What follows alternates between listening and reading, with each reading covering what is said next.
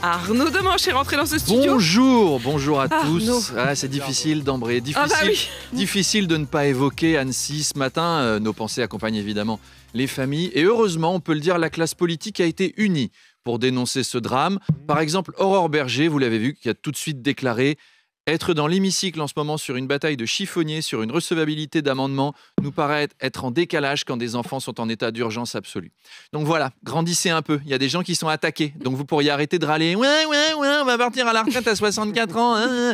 Eh bien, merci Aurore pour ce beau moment de dignité. Mais quelque part, c'est une bonne nouvelle. Pogba et Kanté sont blessés, mais Didier Deschamps tient un joli nouveau profil à la récupération.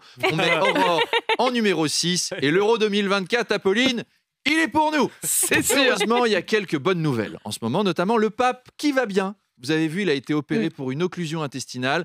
Les voies du Seigneur sont impénétrables. Et bien, celles du pape, elles étaient bouchées. Oh non. Il paraît que le pape a même plaisanté à son réveil là-dessus. Il a tendu la main à un infirmier. Il a dit: mon fils, tire sur mon doigt. Non. Eh ben, t'as bien bossé, il y a tout qui remarche. Enfin, votre santé. Des plaisanteries comme ça à son âge. Hein. Ouais, c'est vrai, il a vraiment rigolé à la sortie. Par contre, il y a un autre Argentin qui a souffert, c'est Lionel Messi. Il a déclaré en interview: je suis venu à Paris et j'ai habité dans un hôtel. C'était 2 ans où je n'étais pas heureux. Je n'ai pas trouvé de plaisir. Authentique. Alors, je vous propose que ce matin, on respecte la douleur de ce malheureux migrant à qui on a donné de force 35 millions d'euros par an et qui a été obligé de vivre en otage gratuitement dans un palace. Et ensuite, ils m'ont obligé à me baigner dans un jacuzzi avant de me nourrir avec du caviar. Ces gens sont des monstres. Je vais appeler Juanita Jabas. Juanita, pour que RMC s'engage, por favor. Ça va, Cosette, t'as pas l'impression de te foutre de la gueule du monde par hasard? Nous aussi, on est malheureux à Paris. Hein. Ça coûte une blinde. Ça fait pas tout. Mais bon, voilà, nous aussi, on est malheureux à Paris. Ça coûte une blinde, il y a des trous dans toutes les rues. Est-ce qu'on chiale? Eh ben non. On marche dans les travaux et les merdes de pigeons la tête haute. On est dignes, nous. On est dignes. Cette semaine sort au cinéma le nouveau volet de la saga Transformers.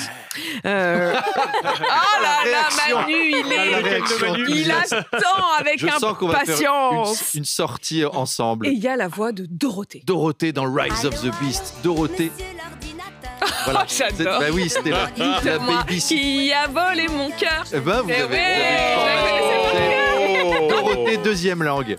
Alors, pour ceux qui ne connaissent pas Transformers, c'est l'histoire d'extraterrestres mi-camion, mi-robot qui défendent les humains. Alors, on entend tout de suite les grincheux. Ouais, c'est débile, c'est pas réaliste. Oh ouais, ça va, hein. Les Français, ils sont pas plus réalistes. Ils font des films sur Roubaix avec Léa Seydoux, des pornos avec Houellebecq ou des films où Vincent Lindon joue un ouvrier.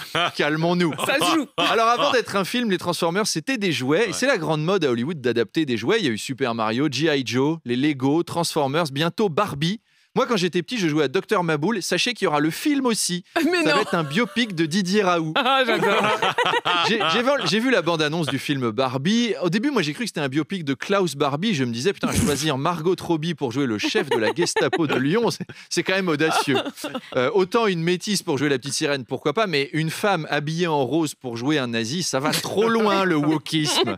Attention, Hollywood. Geoffroy Lejeune, le directeur du journal de droite dure Valeurs Actuelles, a été mis à pied. Le propriétaire du journal juge qu'il roule de façon trop évidente pour Éric Zemmour. Ouais, même le proprio de Valeurs Actuelles trouve le journal trop à droite. C'est vous dire. Un de ses lieutenants a même dit à Geoffroy Lejeune en réunion, tu te crois sur CNews ou quoi? C'est vrai, hein, c'est authentique. Mais évidemment, ça a fait réagir sur CNews.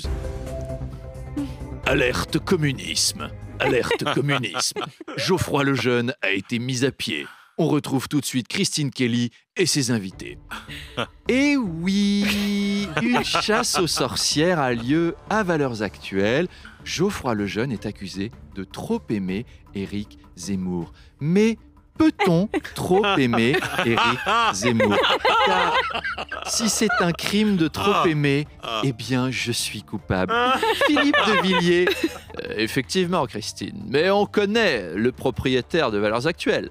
On sait qu'il fricote avec l'extrême gauche d'Éric Ciotti et de Nadine Morano. Je suis surtout déçu car nous ne pourrons pas lire le dossier passionnant que préparait le magazine et qui s'intitulait « Les Noirs de France, de Banania à Obono ». Ça avait l'air passionnant. Un invité... Un invité spécial ce matin est avec nous pour en parler. Jean-Marie Le Pen. Écoutez, Christine, j'attends désormais un véritable contre-pouvoir médiatique et j'ai donc demandé, n'est-ce pas, à notre ami Vincent Bolloré de lancer sur mes conseils plusieurs magazines patriotes, notamment en presse féminine avec Pas Cosmopolitane, qui contiendra un test ADN en cadeau pour savoir si vous pouvez rester en France ou pas. J'aime lire sera rebaptisé J'aime l'ordre pour éduquer nos jeunes. Les plus belles chansons de 1942 seront diffusées sur Chéri FN. France O deviendra France O français. Et enfin, Arte deviendra Artung.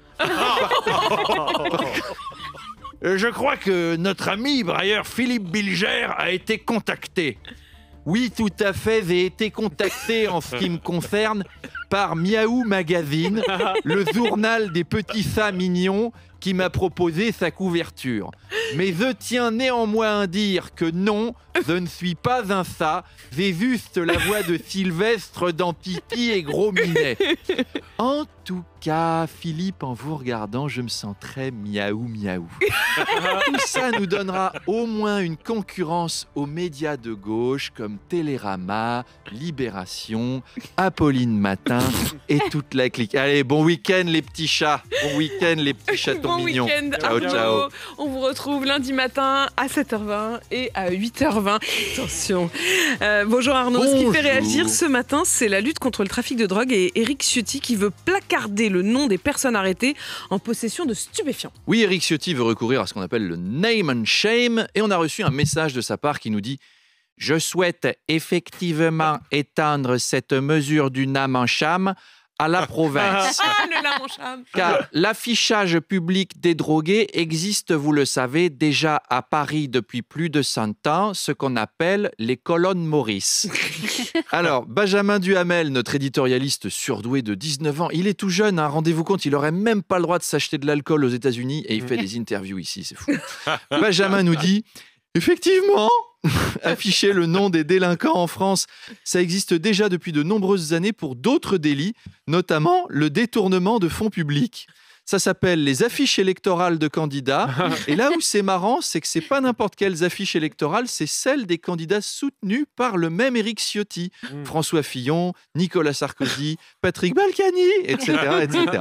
Enfin, Joseph Demeaux nous dit « Je ne trouve pas cette idée géniale, parce que ça permet juste d'offrir aux dealers un fichier client gratos, oui, en fait. Ils vont même les démarcher au téléphone. » Allô ? Oui, bonjour Monsieur Magnien. J'ai vu votre nom sur le fichier des amateurs de Bontechi. Je vous appelle pour vous présenter notre nouvelle gamme de bonnes frappes d'Afghanistan et de Marie-Jeanne Bio des plaines kazakhs.